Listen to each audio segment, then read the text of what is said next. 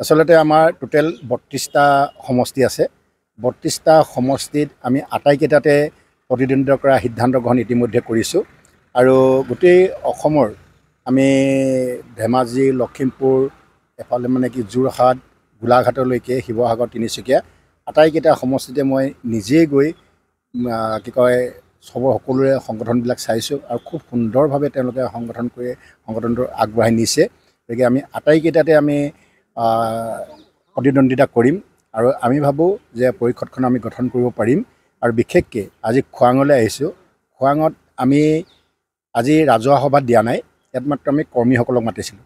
গতিকে যিসকল আমাৰ কৰ্মী বিষয়ববীয়া আছে তেওঁলোকক মাতিছিলোঁ আৰু আটাইবিলাকে আহিছে। আহি তেওঁলোকৰ যিটো উৎসাহ দেখিছোঁ আৰু আমাৰ যিজনক আমি ইয়াত মানে জোন শইকীয়া তেওঁকে আমি প্ৰাৰ্থিত্ব দিয়াৰ কথাটো আমি চিন্তা কৰিছোঁ। এতিয়ালৈকে যিহেতু আমি ওপৰৰ পৰা কৰিব, কিন্তু আমাৰ ইয়াৰ পৰা সকলোৱে তেওঁকে দিয়া কথাটো তেওঁৰ নামে আগবঢ়াইছে। মই যিটো দেখিলোঁ ইয়াত আহি তেওঁৰ যিটো ইয়াত মানে মানুহৰ মাজত যিটো জনপ্ৰিয়তা সেইটো যথেষ্ট আছে। গতিকে আমি নিশ্চয় এই সমষ্টিটো আমি বহুত ভোটতেই আমি জিকিম বুলি আমি আশাবাদী। গণপৰিষদ দলৰ পৰা প্ৰাৰ্থিত্ব আগবঢ়াব বিচাৰিছোঁ এইবাৰ সোণোৱাল কছাৰী স্বায়ত্তশাসিত পৰিষদত খোৱাং সমষ্টিৰ পৰা।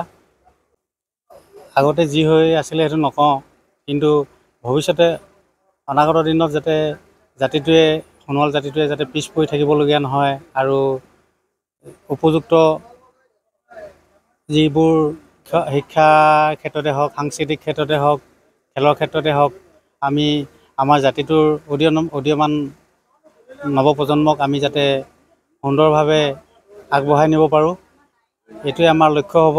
আমি আশা ৰাখিছোঁ এই ক্ষেত্ৰত ৰাইজে বিপুল সঁহাৰি আগবঢ়াইছে বৰ্তমানলৈকে, আৰু ভোট গ্ৰহণ দিনালৈকে আমি আশা ৰাখিম এই ৰাইজৰ বিপুল সঁহাৰি। এই ক্ষেত্ৰত আমি নিশ্চিন্তকৈ ক'ব বিচাৰিছোঁ যে আমি এইবাৰ খোৱাং সমষ্টিটো অসম গণ পৰিষদ দলে হস্তক্ষেপ কৰিবলৈ সক্ষম হ'ব।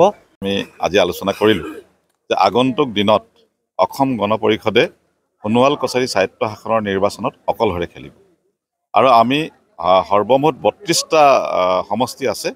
আমি 32টা সমষ্টিৰ কাৰণেই প্ৰাৰম্ভিক কাম কাজবিলাক আৰম্ভ হৈছে। এই খোৱাং নাহৰণি যিটো সমষ্টি, তাৰ কাৰণে আমি ইতিমধ্যে এটা আজি সিদ্ধান্ত লৈছোঁ সৰ্বসন্মতিক্ৰমে জোন শইকীয়াক আমি ইয়াৰ পৰা প্ৰাৰ্থিত্ব দিয়াৰ সিদ্ধান্ত লৈছোঁ। তেনেধৰণে আমি প্ৰায়বিলাক ডিব্ৰুগড় জিলাৰ প্ৰায় 13টা সমষ্টি আছে। 13টা সমষ্টিৰ কাৰণে আমি ইতিমধ্যে প্ৰাৰম্ভিক যিখিনি কৰিব লগা আছে সেই কামখিনি আমি কৰি তুলিছোঁ। আমাৰ সমষ্টি পৰ্যায়ৰ সমিতিবিলাক গঠন হৈছে, আমাৰ ভোট কেন্দ্ৰৰ কমিটিবিলাক গঠন হৈছে আৰু আমি সুন্দৰভাৱে পৰিকল্পিতভাৱে এইবাৰ নিৰ্বাচনত অংশগ্ৰহণ কৰিম আৰু প্ৰথমবাৰৰ বাবে অসম গণ পৰিষদৰ নেতৃত্বত সোণোৱাল কছাৰী স্বায়ত্তশাসনৰ স্বায়ত্ত পৰিষদখন গঠন হ'ব।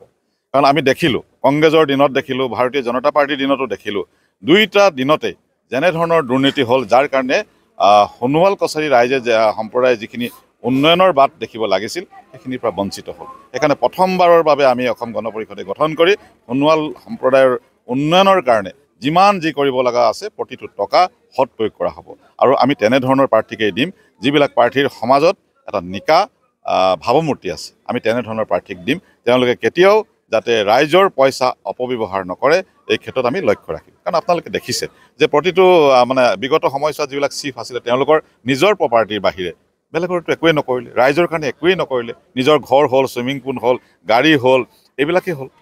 তেওঁলোকৰ অতীত কি আছিল আৰু এতিয়া কি হ'ল এইবিলাক ৰাইজৰ মাজত আমি বুজাই দিম আৰু ৰাইজে যেনেধৰণে আমাক সমৰ্থন আগবঢ়াইছে আমি নিশ্চিতভাৱে অতুল বৰা আৰু কেশৱ মহন্ত ডাঙৰীয়াৰ নেতৃত্বত এইবাৰ প্ৰথমবাৰৰ বাবে স্বায়ত্তশাসনখন আমাৰ গঠন হ'ব।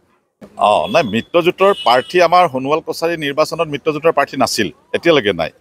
আৰু আমি চাওক, মিত্ৰজোঁটত থাকিব পাৰোঁ, আমি বেয়াৰ অংশীদাৰ নহয়, আমি ভালৰহে অংশীদাৰ। মিত্ৰজোঁটত থাকিব পাৰোঁ, আমি বেয়াৰ লগত নাই, ভালখিনিৰ লগত আছোঁ। যিখিনি ভাল কাম কৰিছে সেইখিনি আমি সমৰ্থন দিম, বেয়াৰ আমি দায়িত্ব নলওঁ। বেয়াখিনি তেওঁলোকে নিজে ল'ব, নিজে কৰিছে নিজেই ল'ব, নহয় জানো? সেইকাৰণে আমি তেনেধৰণে এবাৰ পৰিকল্পিতভাৱে লৈছোঁ।